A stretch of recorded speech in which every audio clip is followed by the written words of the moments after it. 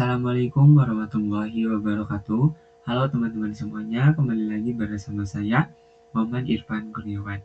Di sini saya akan membuat video tentang networking model. Nah, kita langsung saja ke materinya. Di sini ada definisi networking model. Nah, networking model ini adalah sebuah konsep dalam arsitektur jaringan yang digunakan sebagai standar dalam proses komunikasi data perangkat dalam jaringan. Selain menjadi standar networking, model ini juga memberikan panduan tentang bagaimana data dikirim, diterima, dan diproses dalam jaringan. Nah, sebelum networking model ada, setiap vendor itu membuat atau memiliki networking modelnya masing-masing. Karena setiap vendor memiliki networking model yang berbeda, maka komunikasi antar vendor sulit dilakukan.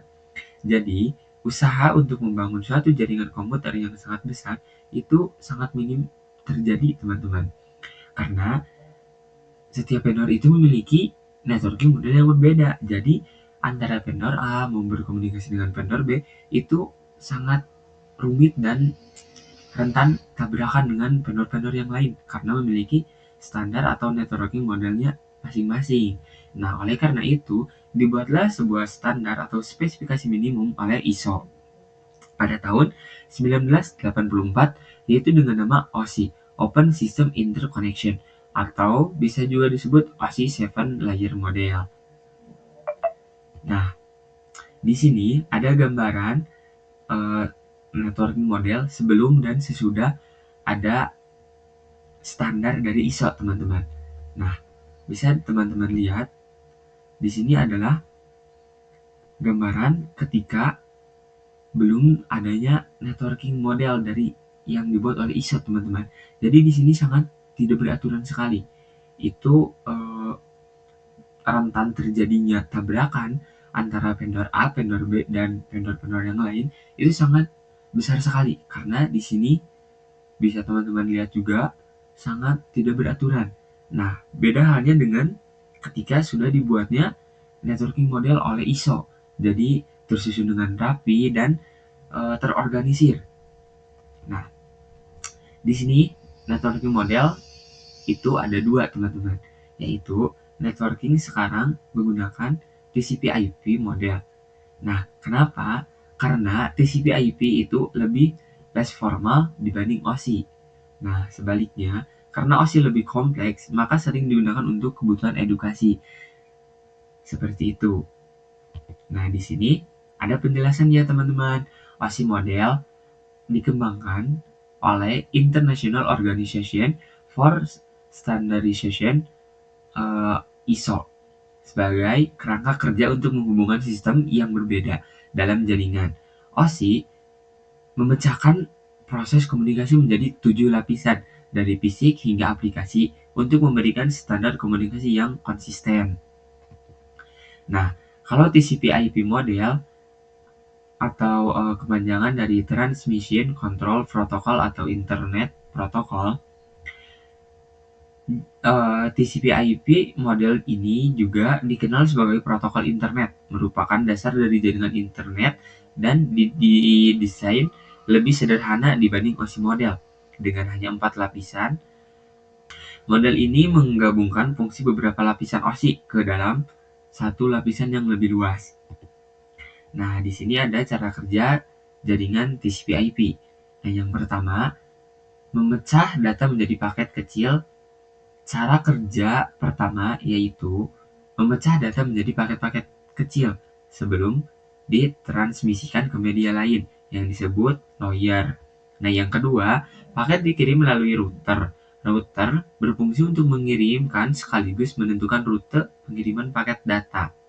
Nah, yang ketiga, paket berhasil dikirim ke tujuan jika paket sudah terkirim dan sampai di alamat tujuan. Selanjutnya, layer TCP/IP akan menjalankan tugasnya masing-masing, mulai dari penerjemahan sinyal menjadi data hingga akhirnya disusun menjadi sebuah file yang utuh. Nah, seperti ini teman-teman gambarannya. Jadi, si pengirim ini akan mengirimkan paket data. Nah, nanti setelah paket datanya sudah siap, maka dari pengirim akan mengirimnya. Nah, apakah langsung ke penerima? Tentu tidak ya, teman-teman, karena di sini juga dijelaskan yang kedua ini adalah router. Apa sih router? Itu adalah penentu atau buat memilih jalur mana yang lebih cepat dikirimnya atau lebih cepat sampai ke penerimanya. Nah, nanti setelah dikirim ke router, nanti router dari sini akan bekerja.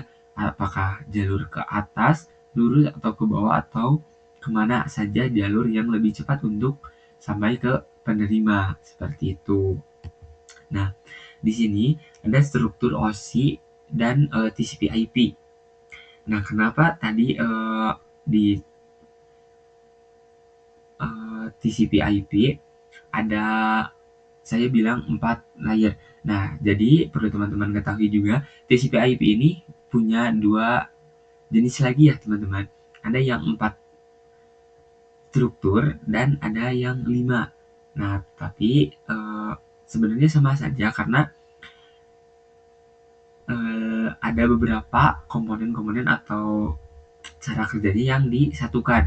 Seperti di OSI ini, application dan presentation itu di TCP/IP digabungkan hanya menjadi satu. Oh iya, dan session juga digabungkan ya teman-teman.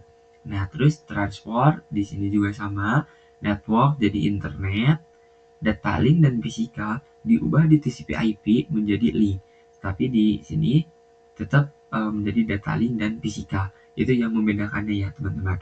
Nah, kita akan bahas satu-satu yang kelima komponen ini nih ya teman-teman, karena kita akan membahasnya tentang TCP/IP. Nah, di sini ada struktur TCP/IP model. Yang pertama itu application layer atau lapisan aplikasi. Nah, yang di sini teman-teman, application layer. Nah, kalau di OSI itu adalah 3 komponen yang ini. Tetapi ketika di TCP/IP itu adalah hanya satu komponen, yaitu yang dinamakan application. Nah, apa sih application layer ini?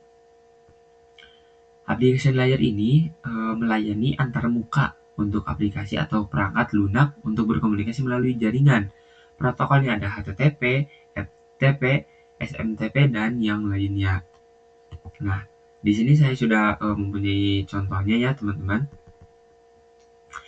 Jadi, ketika kita mau mengirimkan data, jadi yang pertama itu adalah application layer. Apa sih application layer itu? Application layer itu seperti halnya penyaringan terlebih dahulu ke dalam data yang mau kita kirim. Nah, di sini ada pengirim. Nah, nanti user atau yang sering kita sebut juga ya. Nah, nanti user ini akan mencari atau mengirimkan ke URL. Nah, nanti dari sini langsung dilanjutkan ke browser. Nanti dari browser ini dilanjutkan lagi teman-teman ke HTTP. Nah, dari HTTP request barulah sampai ke web server. Nah, dari web server ini nanti diproses data mana yang kita cari atau apa yang kita cari. Nah, baru dari sini kembali lagi ke HTTP response lalu sampai ke user. Seperti itu, teman-teman. Nah, next ada transport layer atau lapisan transport. Nah, yang kedua di sini adalah transport. Sama ya teman-teman, di OSI juga transport dan di TCP/IP juga transport. Nah, transport layer ini fungsinya untuk mengatur pengiriman data dan memastikan keandalan komunikasi antar aplikasi pada host yang berbeda. Protokol utamanya adalah TCP dan UDP. Nah, jadi ada 2 ya teman-teman. Di sini saya akan menjelaskan dulu TCP dan UDP. Nah, TCP itu adalah Transmission Control Protocol. Nah, TCP itu menggunakan koneksi. Data dikirim secara berurutan, mencegah data yang macet, dan mempermudah dalam menemukan dan memperbaiki kesalahan. Nah, tapi ada negatifnya, teman-teman. Apa sih negatifnya? Negatifnya itu adalah terdapat banyak komunikasi 2 arah antar kedua pihak, sehingga butuh waktu yang lebih lama. Nah, di sini ada UDP, teman-teman. Atau kepanjangan dari User Datagram Protocol. Nah, kalau UDP ini tidak berbasis koneksi. Nah, selanjutnya tanda pengenal atau nomor urut tidak mengoreksi kesalahan pengiriman dan tidak peduli apabila paket hilang. Nah, positifnya UDP ini mengirimkan data jauh lebih cepat ketimbang TCP, teman-teman. Nah, di sini ada fungsi utama TCP/IP model. TCP/IP model lebih berfokus pada fungsionalitas dan efisiensi dibandingkan dengan OSI model. Dengan fungsi utama, yang pertama menyediakan standar komunikasi dalam jaringan dan internet. Yang kedua, mengurangi kompleksitas dengan menggabungkan beberapa lapisan OSL. Nah, yang ketiga, menyederhanakan protokol dengan hanya menggunakan 4 lapisan inti atau 5 ya, teman-teman, seperti yang tadi sudah dibahas. Next, di sini ada TCP/IP network layer. Nah, kita kembali lagi lihat di sini. Nah, di OSI network di TCP/IP yang 4 layer itu internet, dan kalau di 5 itu tetap network ya, teman-teman. Kita kembali lagi. Nah, network layer atau lapisan jaringan merupakan proses di mana setiap perangkat komputer diberikan identitas berupa IP address. Pemberian IP address berperan sebagai alamat yang berguna untuk mengkoneksikan sejumlah perangkat dalam jaringan. Selain itu, IP address juga dapat mencegah terjadinya kesalahan alamat ketika dilakukan pengiriman paket. Nah, materi ini sebenarnya masih nyambung juga dengan materi sebelumnya, yaitu IP address. Nah, mungkin IP address yang kemarin bisa diaplikasikan di materi kali ini, teman-teman. Next. Nah, untuk network layer hanya terdapat satu contoh, yaitu IP, teman-teman. Nah, IP itu menyediakan dua fitur yang sangat penting, yaitu addressing dan routing, yang dimana berfungsi untuk menangani konektivitas dan pemilihan jalur. Nah, untuk routing ini tadi sudah dijelaskan juga ya, teman-teman. Dan yang terakhir itu, setiap perangkat jaringan memerlukan alamat unik di jaringannya. Next, data link dan physical layer. Nah, data link ini mendefinisikan protokol yang dibutuhkan pada physical layer. Nah, yang selanjutnya, salah satu fitur pada data link layer ialah FCS atau Frame Check Sequence, yaitu Error Detection Mechanism, hanya mendeteksi error tanpa recovery. Nah, selanjutnya ada addressing yang digunakan pada data link layer adalah MAC address. Nah, mungkin teman-teman juga bertanya-tanya, MAC address ini apakah sama dengan IP address? Nah, sebenarnya ini adalah sama-sama berkaitan juga. Kalau IP address itu adalah alamat, jadi MAC address itu adalah nama dari alamat tersebut. Misalnya teman-teman itu mempunyai paket. Nah, kan kalau kita mengisi paket itu, kita mengisi dulu nama identitas kita, atau nama saya semisal Muhammad Irfan Kurniawan. Nah, Muhammad Irfan Kurniawan itu termasuknya adalah ke dalam MAC address. Nah, kalau alamatnya seperti blok desa saya, alamat saya, jalan saya, nah itu masuknya ke IP address seperti itu.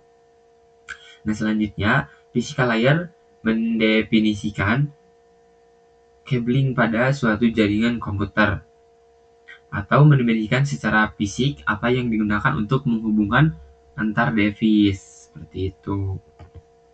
Nah, di sini ada encapsulation dan decapsulation. Nah, pada komputer pengirim terjadi proses pemecahan paket data menjadi paket yang lebih kecil dengan penamaan yang berbeda sesuai dengan masing-masing layer. Nah, setelah paket dipecah-pecah menjadi potongan yang lebih kecil, dilakukan proses pembungkusan paket data yang disebut dengan encapsulation. Nah, selanjutnya, pada komputer penerima terjadi proses sebaliknya, yaitu proses pembukaan bungkusan paket yang diterima dari pengirim, decapsulation, dan proses penggabungan kembali pecahan-pecahan paket data menjadi paket data yang utuh, seperti itu. Nah, Tak terasa sudah di akhir pembahasan saja. Terima kasih untuk teman-teman yang sudah menonton, dan mohon maaf bila penjelasannya kurang bisa dimengerti. Mungkin teman-teman bisa diulang lagi videonya supaya lebih jelas, atau bisa mencari sendiri. Nah, sekian saya cukupkan di video kali ini. Saya Muhammad Irfan Kurniawan, pamit undur diri. Terima kasih sekali lagi. Wassalamualaikum warahmatullahi wabarakatuh.